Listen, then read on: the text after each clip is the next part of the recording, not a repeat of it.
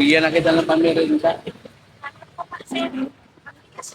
Ang bigas na yan. Sige. Mhm. Di ba, masaya na si nanay? Halagang 100, masaya na siya, di ba? Oo. Sa bagay, kung ako nga maglakad ako hanggang doon, wala akong makikitang piso. Di ba? Di ako makakakulot ng piso. Yun si nanay sa inyo. Hello sa lahat ng mga Bisaya, sa eh, Tulungan page. Lumambe. Salamat po sa inyo. Kababayan ko pa yung nandito, oh. Si nanay. Taga Katarman. Ayan. Tsaka, ikaw nanay, ano pangalan nanay? Ha? Belinda. Ah, medyo may ano siya, may dementia. Medyo may dementia si nanay. Si nanay sa taga Katarman, nandito ngayon sa Banawi, nagtitinda siya ng mga, ayun, sigarilyo.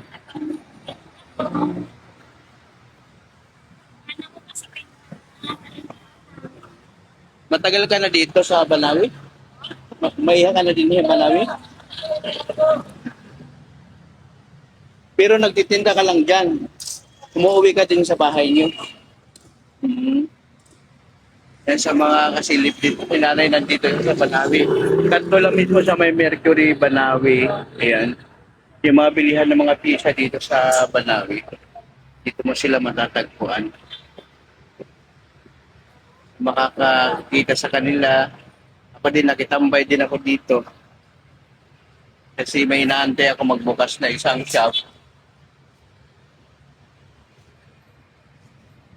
May asawa ka pa? Eh, nasan yung mga anak mo? Yung lalaki na yun, anak mo yun. Kala ko asawa mo. Kala ko asawa mo. Kala ko asawa mo.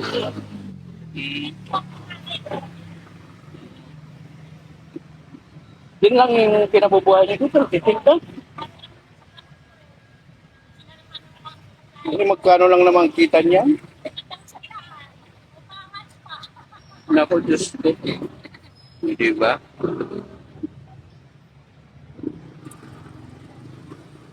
Yan ang mahirap ang buhay, no? Mahirap ang buhay dito sa Maynila.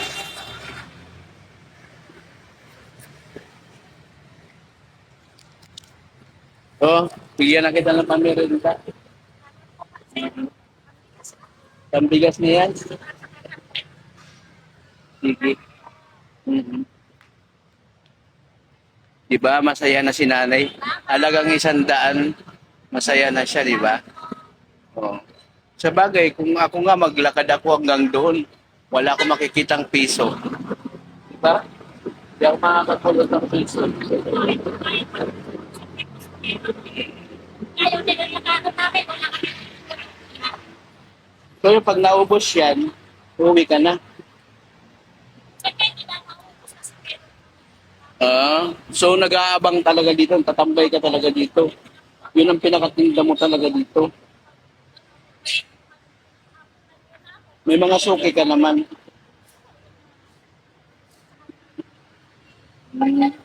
Mabuti hindi dito bawal manigarilyo. Dito? Naku, yung sinas pa iyan lang naman ang kikitain mo. Naku.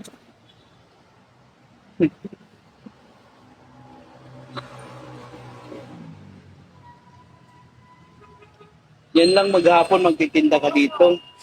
Buti hindi kayo pinapalis dito.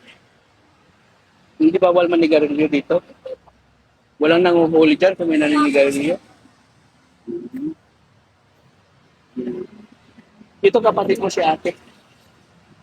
Ano? Kasi kasama mo lang. Kaibigan mo lang din. Parang sa'yo na kinupkop mo na. Mabuti, mabait ka. Yan pala si nanay, oh. Kababayan ko to, taga Katarman. Pero yung nakaupo doon yung lalaki na yun, anak ko. Ayun, yung lalaki. Nakaupo yun, anak ko yun. Akala ko asawa mo. Pangalay. Pero malakas ka pa, ah. Basta ingat lang lagi ha. Pagpasensyahan mo na, yan lang yung budget mo ha. Thank you. Sige, sige. Thank you. Ayan siya. Sa mga kakilala kay nanay, sa mga makapunta dito sa Panawi, itong kantong Luzon ng Panawi, ayan. Dito lang si nanay nakaupo pa. Gusto niyong bigyan din ng tulong. Ayan, maraming salamat. Thank you for watching. Please like and share. Bye.